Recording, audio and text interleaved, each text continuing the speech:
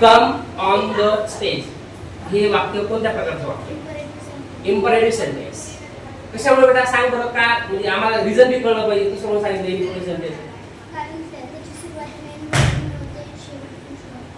काय सांगितलं.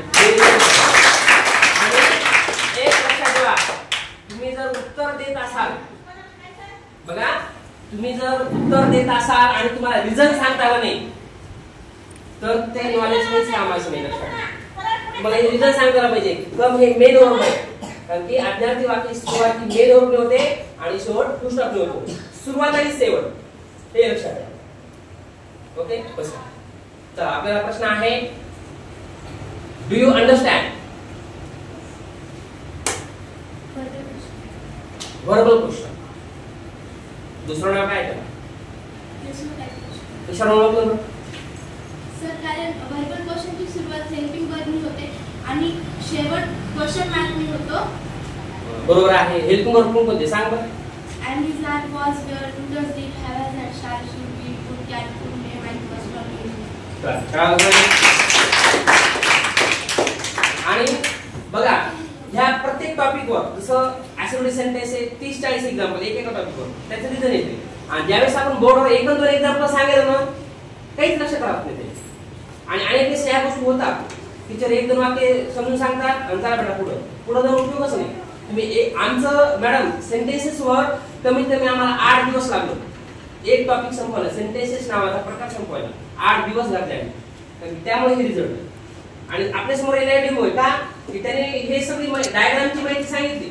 म्हणजे आपण त्यांना डायग्राम सिस्टीम असते बोर्डवर, तुम्ही नोटबुक मध्ये बघा मला सांगून देते.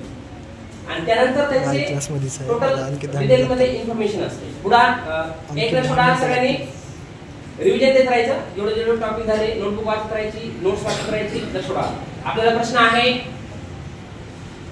What a handsome boy he is. What a handsome boy he is. आता मी इथं चिन्ह पण सांगितलं नाही कारण की ती पहिल्यांदा थोडं कन्फ्यूज झाली. कारण की डब्ल्यूएच क्वेश्चन मध्ये सुद्धा व्हॉटनी सुरुवात होते आणि एक्सक्लेमेटरी सेंटेन्स मध्ये सुद्धा हाऊ किंवा व्हॉट मध्ये शेवटी एक्सक्लेमेशन मार्क असतो. पण मी तिला एक्सक्लेमेशन मार्क सांगितलं नाही. ते जर सांगितलं तर सांगितलं सारखं होतं. बरोबर आहे. म्हणून मी सांगितलं what a handsome boy he is म्हणजे किती देखणा मुलगा आहे तो, म्हणजे एक्सक्लेमेटरी सेंटेन्स. कशामुळे म्हणतो बेटा का एक्सक्लेमेटरी सेंटेन्सची सुरुवात हाऊ किंवा व्हॉट ने होते व शेवट एक्सक्लेमेशन मार्क होतो. आणि what a handsome boy he is मध्ये व्हॉट हा शब्द आल्यावर शेवटी एक्सक्लेमेशन मार्क आलेला. काय सांगणी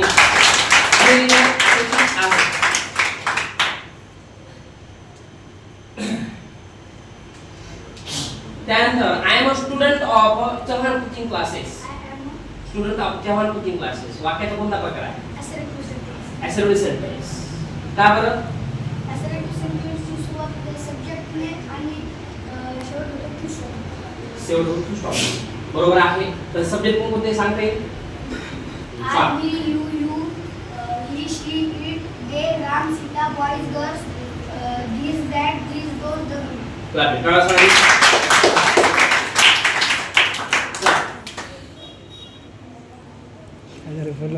शेवटचं पोरग राहिले बघूया. हा तर प्रश्न आहे, what are you doing? How pretty flower it is. Exclamatory sentence. Call the doctor. May I come in sir.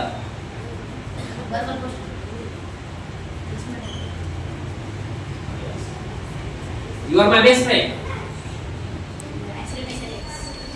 बरोबर आहे. पार्टिकल म्हणजे काय करायचं एक लक्षात ठेवा ऐकून घ्या. आणि पालकांच्या मनामध्ये असे प्रश्न निर्माण होणं ही चांगली गोष्ट आहे. लक्षात ठेवा कारण असं होऊ नये की सर नुसता पाठांतर भूकंपटी होईल का.